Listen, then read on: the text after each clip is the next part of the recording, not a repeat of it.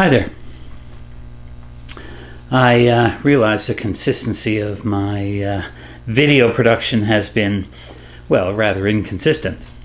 But here I am again. Today I want to talk a little bit about something from a slightly different point of view, and that is resolution. So often nowadays people really push towards super high resolution cameras, 50 megapixels, 60 megapixels, and so on. And what I've found is that for my photography at least, well, I don't really need that. My first digital SLR was exactly like this one. Okay?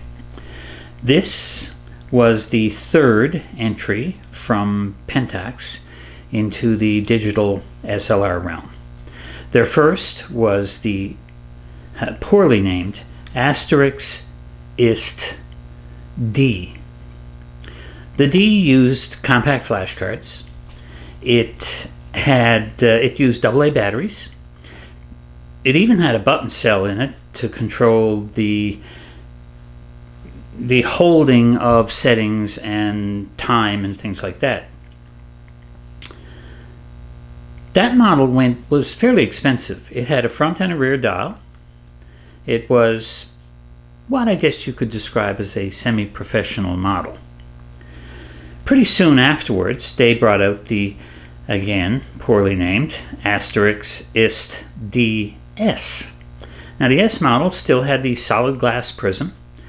It lost the front dial, but it switched to SD. Now, this is not an S. This is an L. The main difference, the S had a quite extensive array of focus points that would light up to tell you which one it was using. This has 3, and no way of telling which one it's using, so I always just set it on the center point and recomposed. It still takes AA batteries. It's still 6 megapixels. It had a slightly larger screen on the back than the DS or the D had. But other than that, it lost its solid glass prism. This has a pentamirror. So the viewfinder is not quite to the same level as with a DS.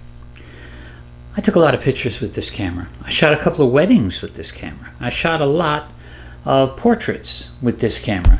6 megapixels, properly handled, made for some nice pictures.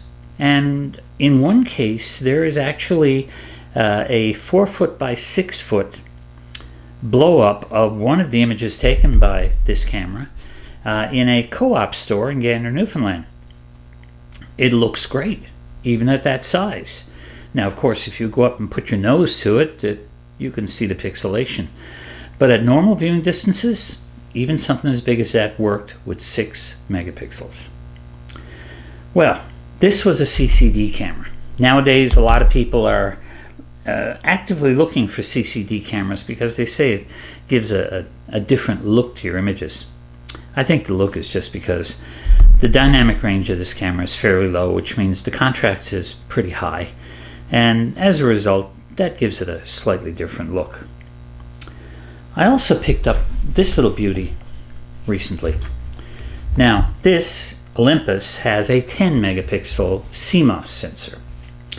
It actually has a very rudimentary form of live view that you really can't use, because if you take a picture in live view, here's the process.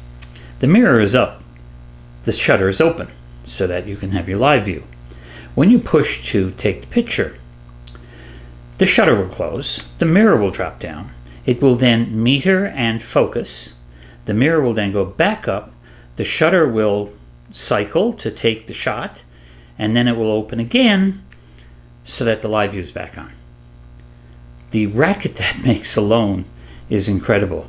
Let me see if I can actually show you what I'm talking about. If I push the live view button here, you hear the mirror go up, and I've got a view at the back now. And if I take a picture, just listen to this.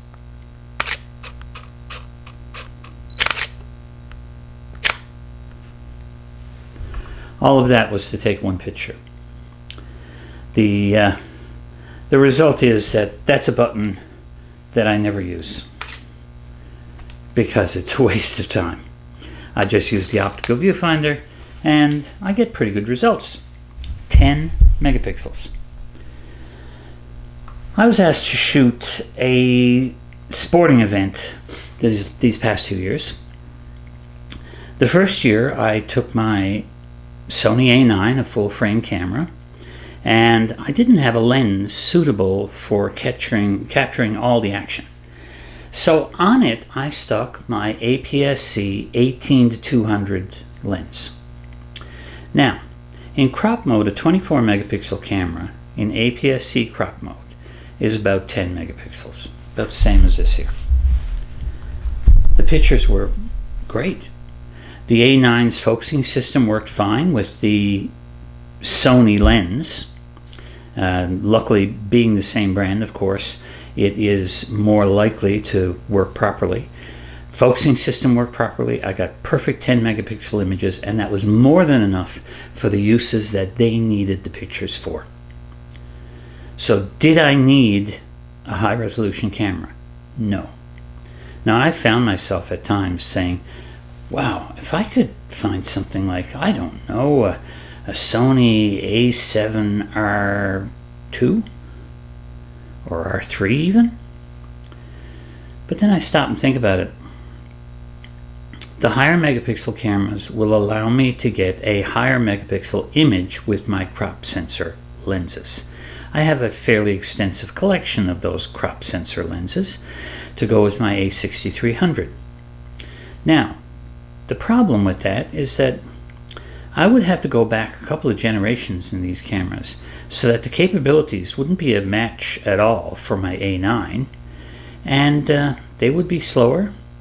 They may even have these chiclet batteries that are absolutely hopeless. My 6300 does not go for long before it conks out a battery. So all of those things made me stop and be sensible for a while. I have some good full frame lenses. I have a nice set of Tamron zooms, 17-28, 28-75, and 70-180, all f2.8 lenses, plus a 50mm f1.8 nifty 50, the Sony cheapie. So I don't really need anything except for when I have that broad range. And for that broad range I have, as I said, a stabilized Sony 18-200 APS-C lens, which will give me all those great 10 megapixel images. So guys, I guess the only point in this is basically my reintroduction. I am hoping to do another video soon about a totally different topic, my model car collection, which I am going to be filming, photographing, and then passing on to someone else. In my new home here, I have limited space. I could display these cars easily in the house we had before, but in this small condo, they're just dust collectors. So it's time to let them move on. But not before I get a chance to show you them and maybe talk a little bit about the history of some of these that have a bit of an emotional value. There are a few, you can't see them, but they're up above me here. There are a few that are definitely staying because they have value beyond just being a model car. Okay, folks, that's about it for now. I hope you enjoyed the video. I hope you'll come back for more. But in the meantime, as I said, whatever camera you have, whether it's this, whether it's something like this little 16 megapixel pocketable Sony, okay, terrible screen. I mean, in bright sunlight, it's very hard to see it, but it takes great images. And although it only has contrast detect autofocus, it's not bad for what I use it for. And this little 16mm pancake gets a really bad rap, but it's sharp at the center and let's face it, if you're doing street photography, that's what you need, sharp at the center. Not much in the way of a landscape lens. I also have this 30mm macro, which has a cheap LED ring light on it, as you can see. Nice thing about it, I can have modeled lighting by turning on one side, or full lighting by turning it all on. So this little macro jobby will also get some serious use, and this has become my toy. If I go for a walk now, this is most likely what I'll just throw over my shoulder. It has a large battery. It's an SLR, so it's easy on batteries anyway, and it'll go all day. So it's dandy for just walking around. And if anything terrible happened to it, I wouldn't be that upset. Yeah, I'd be upset.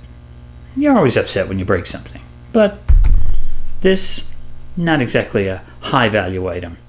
Not like my A9, which then I'd cry a lot. Anyhow, folks, enough of the silliness. Cheers, and I'll see you next time.